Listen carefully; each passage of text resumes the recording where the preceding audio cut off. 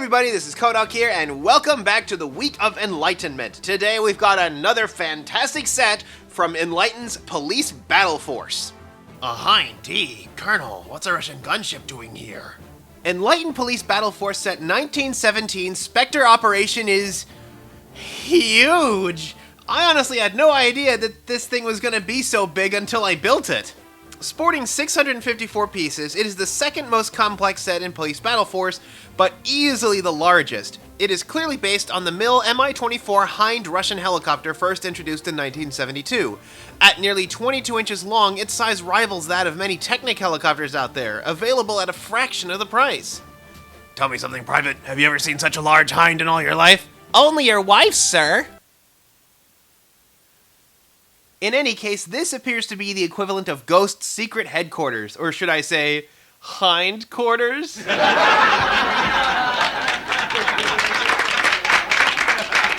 I'm sorry, but it's just way too easy for this thing to be the butt of lots of butt jokes. I mean, come on, that thing behind the cockpit looks like a butt, and heck, even the cockpit itself looks like a butt. Okay, I'll stop now. Specter Operations, sometimes referred to by the name Ghost Recon on the internet, comes with 5 minifigures, an ATV, a safe, and an entire sprue of weapons, which includes 2 pistols, 3 kinds of grenades, 4 kinds of combat knives, a magnum revolver, a bullpup carbine, and a flashlight. As their HQ, this set of course includes its leader Goldmember, trading his awkward jumpsuit for some more casual attire. I mean, seriously, even his hair and beard are colored in metallic gold, unlike what press images might lead you to believe. Speaking of, I just love what they have him doing on the box here. Drive me closer, I want to shoot them with my gun! Gee, I wonder what Goldmember's favorite thing could be. If only there was some obvious clue on him somewhere. Okay, I get it, but I mean, that's either a shirt or he's literally made of money.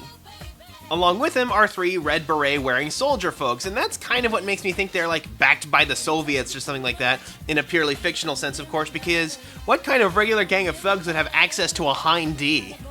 Starting with this metalhead here, oh dear, I guess we get to add Destro to the list of villains McClane has to take down. Destro here has a grizzled look with yellow pants complete with a gun holster and flak jacket with a letter G on it. For gold. Or Ghost, I don't know. Maybe he said he wanted it to be C for Cobra and they misheard him. Topping off his mangled grin is a red G beret and is completed with a highly detailed assault rifle. And then we have a couple of foot soldiers who, surprisingly, still have enough standing out for them. One of them shares Destro's yellow pants and wears a mask with goggles to conceal his identity. The gunner wears red pants, a belt full of grenades, and a mask with no goggles. Ladies and gentlemen, we have our maniac! On the horribly outnumbered police side, we have Grumpy Cop's cousin, Grumpy SWAT, as indicated by his anonymous scowl, knee pads, and flak jacket along with his helmet and visor. Gotta love that movie hero machismo that thinks he can take down a Hind D carrying Goldmember and Destro. Speaking of, let's take a look at the monster itself. While you might think that it's based on another LEGO set, I've perused the instructions of most similar helicopters and find that none of them use the same base, as none are directly based on the Hind the way this one is. The Hind is a hybrid of LEGO and Technic pieces commonly found on many of today's LEGO sets for the purpose of structural integrity. This thing is pretty solid, if a tad hollow from underneath. Otherwise, it is colored in a very flashy red, yellow, and black, just like everything else that Ghost uses. The Hind has a crew of 2, along with 2 additional seats for passengers in its open bay, and a seat for a rotating support weapon. It has a set of foldable landing gear, a tail that actually tapers off, unlike a lot of LEGO helicopters, and has several action features including a crankable winch and spinning propellers, with the main prop being connected to the gear on the bottom, which can be turned to make it spin. The missiles and guns, while very nice looking, are sadly merely cosmetic. They can't be fired, and they can only sort of be removed and turned into regular missiles. Also, despite having windows on the bottom, it actually does not have an interior space to carry crew. It's almost like they wanted the look of a Hind, but the functionality of a Huey.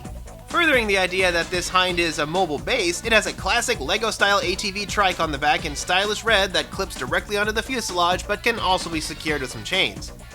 And then we have our big Specter operation, the safe they plan to steal. The safe is in pretty basic construction, including a loop to carry it with the winch, and interestingly enough, the vault door actually locks. Too bad for Goldmember though, as he's not going to be too satisfied by the contents. Maybe they should have wondered why there was only one guard. Specter Operation is a pretty amazing set. I mean, it's not perfect with the way you don't really get any action features with the weapons and the way that's kind of hollow underneath, but considering the size you get for the price you pay for it, and just this amazing look that really only Enlighten or LEGO themselves could really get you, I'd say it's a really amazing buy. And that's a look at a set from Enlighten's Police Battle Force. Join us next time where we go into another set from Police Battle Force. And until then, don't forget to subscribe and ring the bell to make sure you don't miss a single video. And this is Kodak signing off.